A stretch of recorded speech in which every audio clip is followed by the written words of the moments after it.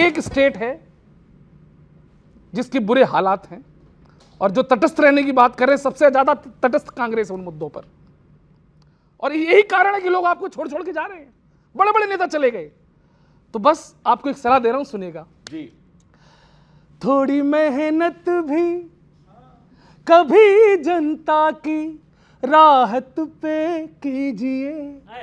अगली पंक्ति मजा लेना।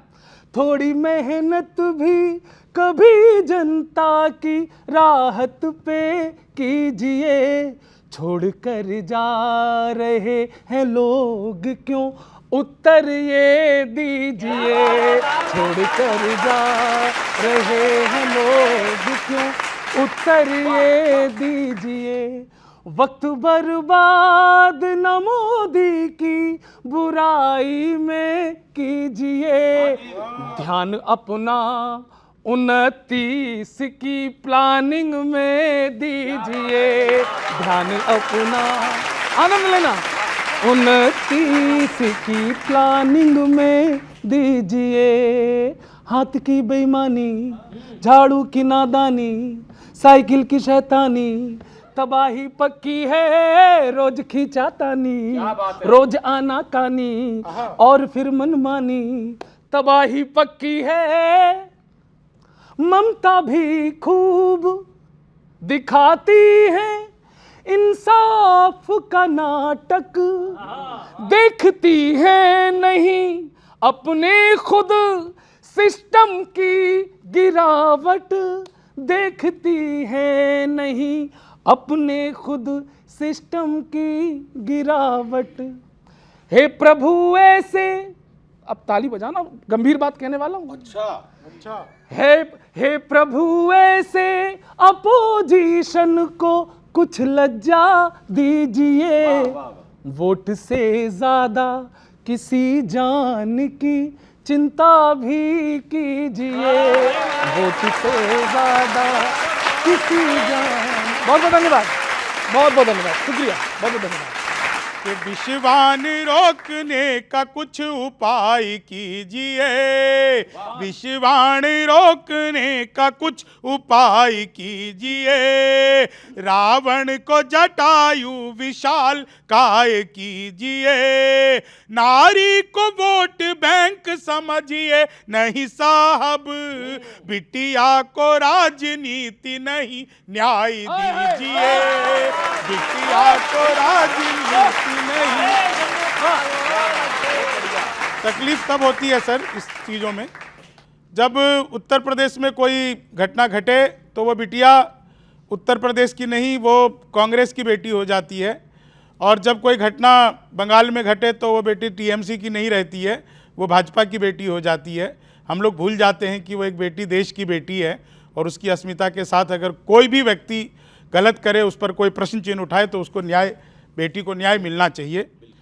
इसीलिए मैं एक चीज़ और कहना चाहता हूं, जो अभी ममता जी ने एक बड़ा कि अगर बांग्लादेश में कुछ हुआ तो यूपी है वो सब कुछ ऐसा होगा कि हर ओर दहकता हुआ परिवेश ना करो।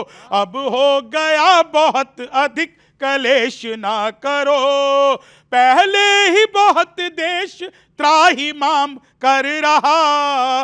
बंगाल को ममता जी बांग्लादेश ना करो। बंगाल को और आरक्षण कोटे की बात चल रही है। मैं अपनी अंतिम बात 4 लाइनों में कहता हूं कि मुफलिस को जैसे खोटा सिक्का याद आता है। कि मुफलिस को जैसे खोटा सिक्का याद आता है। जसलीन को जैसे जलोटा याद आता है। जसलीन को जैसे जलोटा याद आता है। जैसे ही कांग्रेस जाती सत्ता से बाहर, वैसे ही इनको पिछड़ा कोटा याद आता है। वैसे ही इनको पिछड़ा कोटा याद आता है। जनगणना की जो बात है, इसका इसलिए आगे बात हो रही है क्योंकि इसका आप ये कह रहे हैं कि जनगणना भी हो और आगे कोटा भी फिर रिफॉर्म हो। बिल्कुल, दरअसल ये अभी जो तमाम, जैसे बिहार में ही हुआ, बिहार में जाति जनगणना हुई, उसके बाद ये पता चला कि भाई ज़मीन या बाकी संपत्ति उन्हीं वर्गों के पास ज़्यादा है, बहुत ज़्यादा है, जिनकी आबादी बहुत कम है।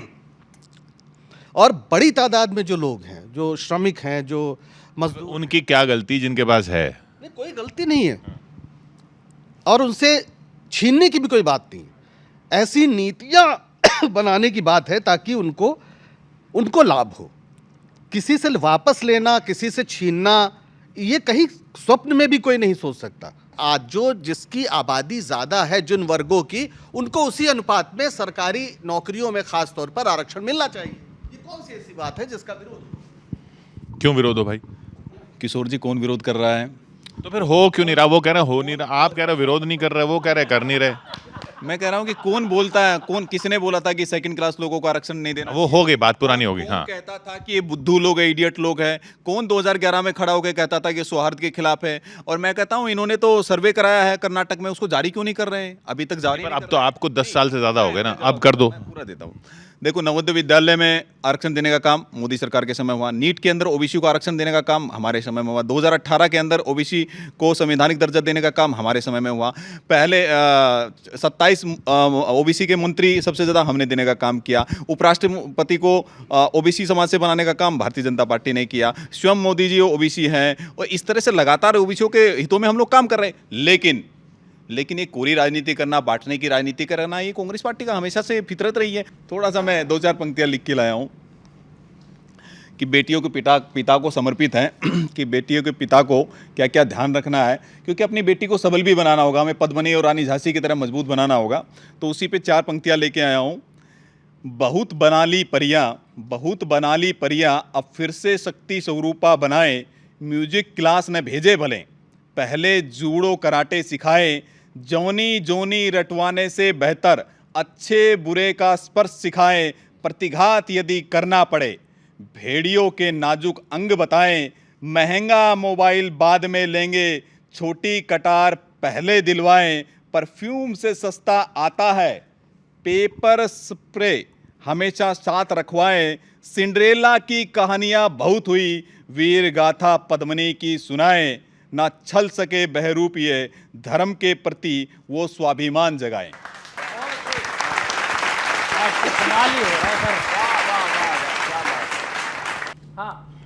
अभी सर क्या हुआ, राहुल जी ने ना आदतन एक फिर बहुत अच्छा काम किया है। आदतन हाँ, वो मिस इंडिया में भी लिस्ट लेके आए हैं दलितों वाली। तो मैं उस पर कुछ लिख के लाया हूँ कि उनकी बात सुनने के बाद क्या कह रहे हैं लोग, जनता क्या कह रही है, सुनेगा। कि पहुंचना कहाँ चाहते हैं पता ही नहीं है, जातियां पूछ पूछ कर बनाते हैं वीडियो और पोस्ट कर करके करें शोर शराबा। दशकों रही सरकार कांग्रेस की तो बोलो, 14 से पहले किसने इनको दाबा? अब मिस इंडिया में जाति फैक्टर सुनकर सब कह रहे हैं आप कहां थे ज्ञानी बाबा।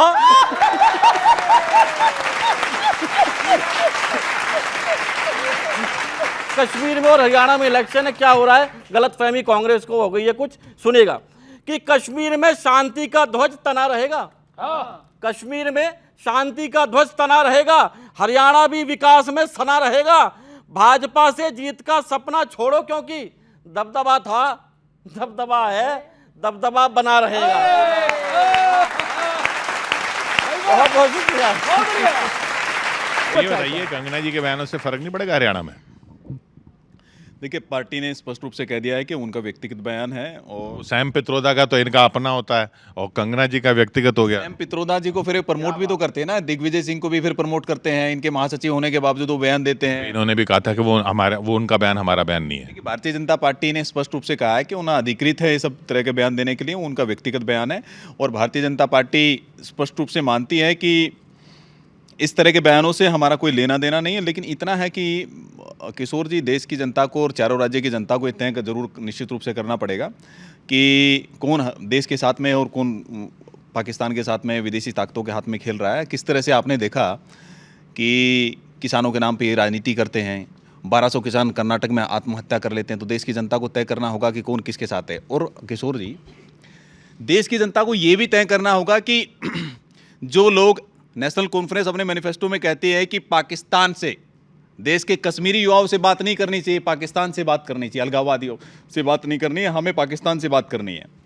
वो कहते हैं कि 35 और 370 को हटाएंगे हम लोग जैसे ही सत्ता में आएंगे। दूसरे झंडे का वो समर्थन करते हैं जो ओबीसी समाज को, एससी समाज को और एसटी समाज के लिए छाती पीटते हैं, जिनको वहां पर आरक्षण मिला है उनका आरक्षण खत्म करेंगे। तो मैं पूछना चाहता हूं, कांग्रेस पार्टी देश के साथ है, कश्मीरियों के साथ में है या पाकिस्तानियों के साथ में है?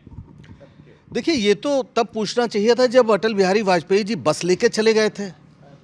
ये तो तब पूछना चाहिए था जब अभी मोदी जी बिना बुलाए बिरयानी खाने चले गए थे उनकी माता जी के लिए तमाम गिफ्ट विफ्ट लेके। बिल्कुल पूछना चाहिए था। बात करना कौन क्या कहता है, और बात तो आप करते ही हैं, आज भी कर रहे हैं, चाहे बैक चैनल से कर रहे हैं चाहे जैसे कर रहे हैं, नंबर एक। नंबर दो, कश्मीर अगर आज है भारत के साथ, मैं बड़ी विनम्रता से याद दिलाना चाहता हूं, कभी लोग बहुत कुछ कह देते हैं। 1947 की 15 अगस्त को जब देश आज़ाद हुआ था तो दो देश नहीं आज़ाद हुए थे, तीसरा देश भी आज़ाद हुआ था जो जम्मू और कश्मीर था।